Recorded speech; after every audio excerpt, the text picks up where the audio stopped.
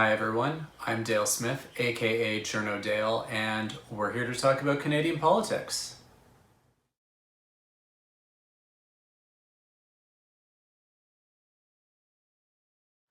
Our American friend TJ is here on the FaceTime, and we're going to talk about what her question is this week. TJ? Hey Dale, so this week I am curious about many things, some of them existential, given what's happening south of the border in our political landscape right now. Understandable. Thank you. But one thing in particular has caught my attention is looking at the process by which the Supreme Court nominees are first of all nominated and appointed, etc. And you and I have discussed previously the difference with the political leanings in the U.S. that happen on the bench versus in Canada. Yeah. But today I'm really curious about the actual process of becoming a Supreme Court justice in Canada, and maybe getting some insight into there might be other ways that are a little less destructive than what we're seeing right now in the U.S. Okay. Well, first thing you need to know is that we have a kind of regional balance on our Supreme Court in Canada, which you don't have in the States. Mm-hmm. And part of that is constitutional. Quebec is guaranteed 3 seats on the Supreme Court because they have a separate legal system than the rest of Canada. Okay. Quebec has a civil code, whereas the rest of Canada is common law. Mm-hmm. So that's the first thing you need to remember. So Quebec always gets 3 seats, and this is a constitutionally entrenched right. Okay. And there was actually a case a few years ago about just what constituted a Quebec judge, and it's fascinating reading, and there's a recent book out from a fabulous U of O law professor named Charisma Mathin called The 10th Justice, and I'm going to recommend that people pick that up. The other thing is that, so the rest of the seats, we've kind of come to this convention in Canada. So we've got 3 seats for Quebec, 3 seats for Ontario because they're the most populous province, 1 seat for Atlantic Canada, so the 4 Atlantic provinces, and then 2 seats for Western Canada. Okay, and that encompasses BC, everybody. Yeah, BC, Alberta, Manitoba, Saskatchewan. And there's the territories aren't included in that at all? Not really. But partially also what happens is for their higher courts, they tend to share judges with some of the prairie provinces as well. So for example, Justice Martin, who was one of the more recent appointments to the Supreme Court, she was an Alberta judge, but she also was a judge on one of the territorial courts as well. Okay, that's interesting. Just because their population is so small. Exactly, okay. So that's kind of the first thing we need to remember with the Canadian appointments, is that we have to kind of keep this regional equation in mind. Mm-hmm. And then what typically happens is, a Supreme Court appointment is an order in council appointment, a governor in council appointment. So it means the Governor General will appoint it on the advice of the Prime Minister. And the Prime Minister will usually make the decision based on the input of the Justice Minister.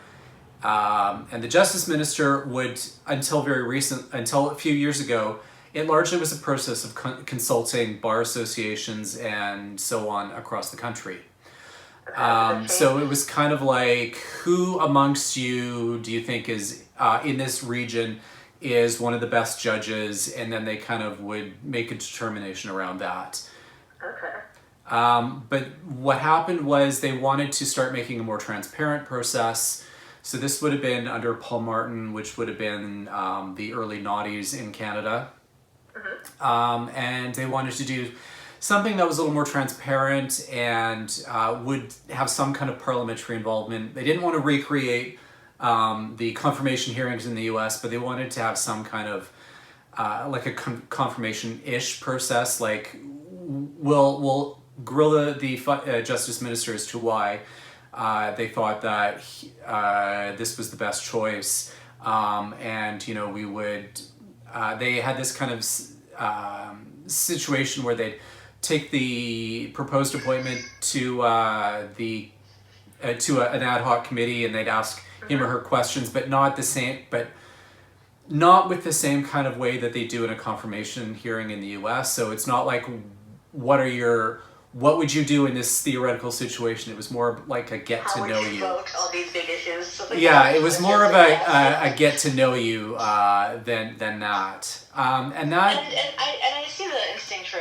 accountability, like transparency in the process. It makes a lot of sense. Yeah, and kind of backroom diplomacy channels as a perception. Yeah, and it kind of went through some various iterations in the Harper years, and then he tried to, in the Harper years, he tried to set up this system where he would have a group of parliamentarians basically vet a long list and produce a short list out of that, but that turned into a big problem, particularly with the would-be appointment of Justice Nadon, which led to this whole thing, to this situation with the Quebec judges. That led to, like, the book I was talking about earlier. That book was all about the Nadon appointment. That's the 10th Justice book? Yeah. Right, okay. So after that, Harper just basically said, forget it, I'm not involving parliamentarians anymore. I'm just going to appoint them directly. Screw the lot of you. And that was the way it was for 2 or 3 appointments. When the Liberals came in, they set up a new arm's length process headed by a former Prime Minister, Kim Campbell. And it's a committee that vets the applications for for judges when they apply to the Supreme Court. So when a vacancy comes open, there's basically an open call, and everyone applies to this committee, and they were the ones who will turn that into a short list, which the Prime Minister will then choose from. And then there's a process, again, for a committee where the Justice Minister gets asked, why he or she wanted this appointment, or felt this was the right person. And then the judge comes in for a get to know you. Okay, so this is like a very civilized process. I'd like to think so. Well, let's put it this way. In contrast, Yes. maybe it's a sliding scale, but in contrast to what we've seen in the U.S. And is there a thing of like how old? Because I know there's an age cutoff here. Yeah, so are yeah. there certain things in consideration with how old the bench is at any given time? Like, does that affect elections ever? I don't know if it's as much of a consideration. I mean, you want someone on there who's going to be on there long enough to essentially get familiar with the system and that, or with how they work and into the workflow and everything like that. And into actually contribution. And make a contribution. The mandatory retirement age is 75. But oftentimes a lot of justices will retire earlier, in part because it's just such a demanding job. Yes, of course. And so we have seen a number of early retirements as a result. Well, that's interesting. Can't imagine that happening in our court. No, and in fact, Sides of the aisle, we hold on till the bitter end. yeah, and that's I do recall kind of this conversation around Ruth Bader Ginsburg in that she should have, there was pressure that she should have retired when Obama was Prime Minister, so that they could choose a successor and hope that when with all of her health problems that it wouldn't come up wouldn't come to where they are now. Yeah, exactly. Regardless of the politics of it, wouldn't come to a situation which has thrown our entire election process into even more chaos than it has been leaning towards. For sure. Okay, so this is very interesting. And then in terms of the actual practices of the court, with our nominee, with the Barrett being nominated and everybody pointing to her work with Justice Scalia, who's very obviously known as being an originalist when it comes to the interpretation of the Constitution. Is this something that's been kind of active up here? I wouldn't really say so. Originalism, quote unquote, is not as much of a thing in Canada. There's a certain element to it, but it's not quite the same. Since 1929, Canada has essentially adopted a position where the Constitution is a living tree, which basically means that terms evolve and societal meanings evolve. So what's in the Constitution is a written word may mean something new today. And that came to what was called the Persons Case. Oh, so that's the one with the women are persons. Yeah, exactly. Situation. So and the device that they used to introduce that was Yeah. the concept of the living tree. yeah, Was it a so legal device, or was it just like a legal scholarly metaphor that they used? it's more of a metaphor. So the background of that case was women were not allowed to be appointed to the Senate because they, under the reading in the Constitution at the time, women were not considered legally persons. It was only men.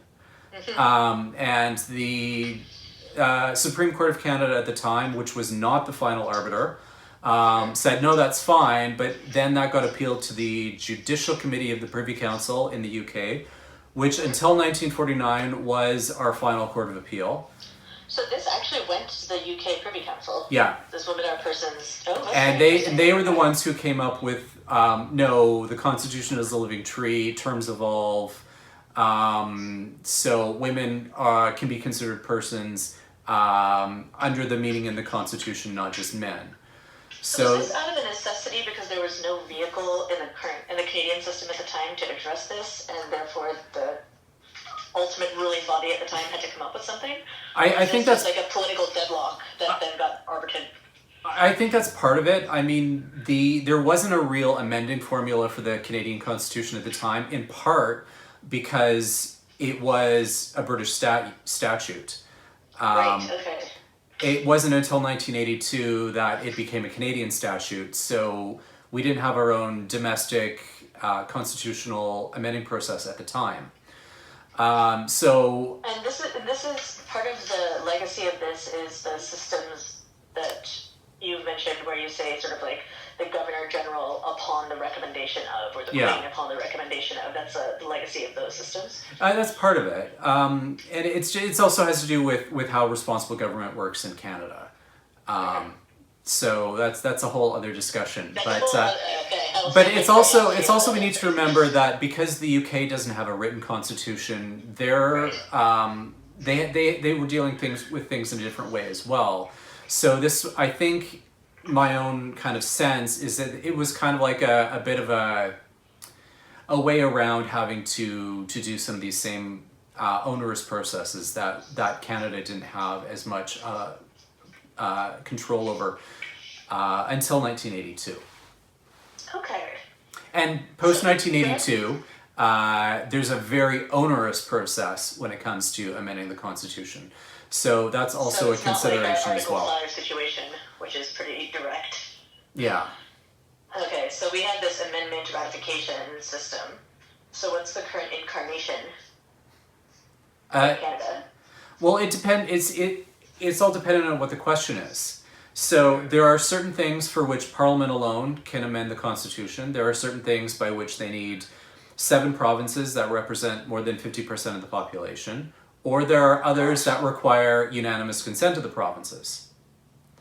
So it depends on what the situation is. Those where the territories aren't assigned their participation with whatever. Right. No, the territories aren't considered provinces under that amending formula.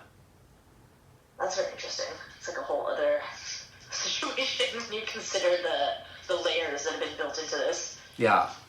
So in terms of people, so what is the loudest voice of reform for the Canadian Supreme Court system here? Because in the U.S. we had this huge debate with the living Constitution and originalism, but that seems to be less of a flashpoint up here.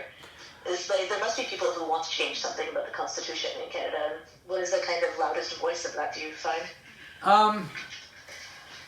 That's a kind of a tricky question because are we talking like changing the Supreme Court or changing the Constitution?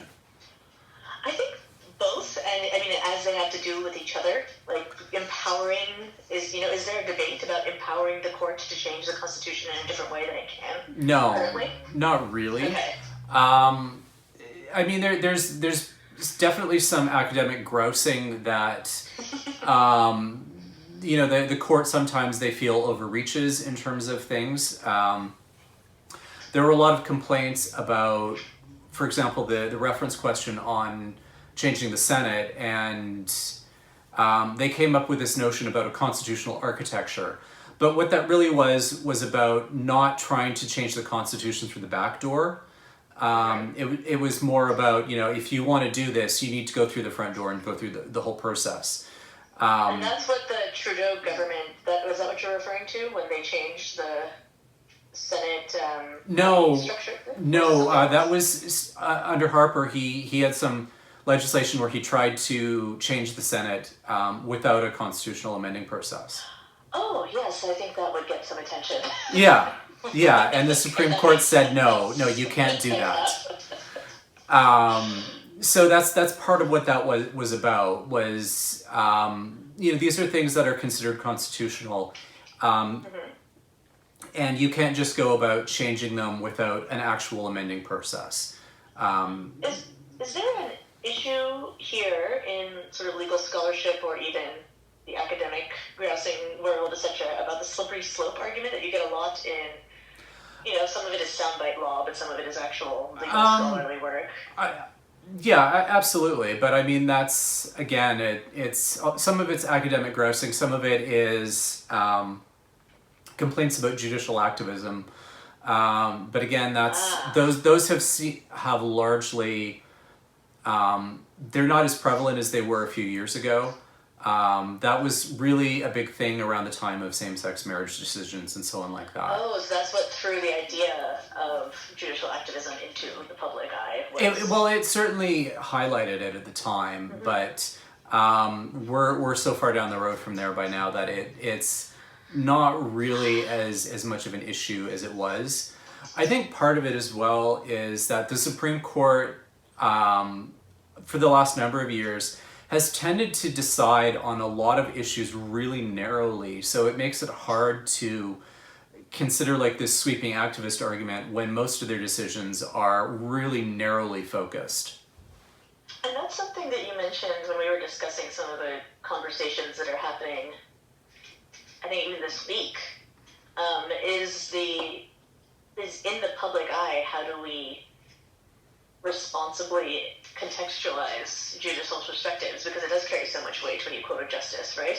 Yeah. And if there is this tone to the Canadian Supreme Court world of a tendency to narrower rulings than you'd see in the States, then it seems like there's much less potential for chaos to come out of it, because it's got such a specific purview. So the slippery slope thing wouldn't even be an issue because you can't really activate all these on behalf of something else that's not as closely related. Yeah, and I think that's just a function of how they've been just dealing with some of the matters that are before them. But it also, depends on basically what comes before the court as well. There's a lot of things for which, there could be wide application if they really wanted to push an envelope, but there hasn't really been an appetite to do that. So instead, we tend to find things get decided on fairly narrow points of law. Well, that's a very interesting word, even the vocabulary around which things like originalism are discussed. I know a lot of people who, even if they're in the academic world, have a problem with the legal concept of reasonableness and reasonable person. And that's something that is continually fraught in the U.S. at every level of legal application, is what is the definition of reasonableness. Oh, that is actually something that's fairly fraught in Canada, particularly administrative law, because we have what's called a standard of reasonableness, by which decisions can be judged by. And the standard of reasonableness, is this something as a concept that can be appealed to the Supreme Court? Is that something that would take a case all the way up? We actually did recently. There was a lot of confusion as to how to apply standards of reasonableness and so on in administrative law, and Supreme Court last year came out with a series of decisions that were trying to create a framework and a structure around how you decide what is a standard of reasonableness and so on. Well, as usual, discussing these things with you has left me even more curious. I'm glad that you gave me some recommended reading Looking forward Anytime. to that. And any recommendations, articles, etc. you have about this recent case you were just mentioning about the standards of reasonableness, you could share those. I'd be interested in as well. All right, I'll see what I can do. All right, thanks so much. All right. And that is everything for this week. Join us again next week for some more Canadian politics. I'm Dale Smith. That's at journo_Dale on Twitter. And don't forget to like the video, share, subscribe, and support us on Patreon. Thanks, everyone.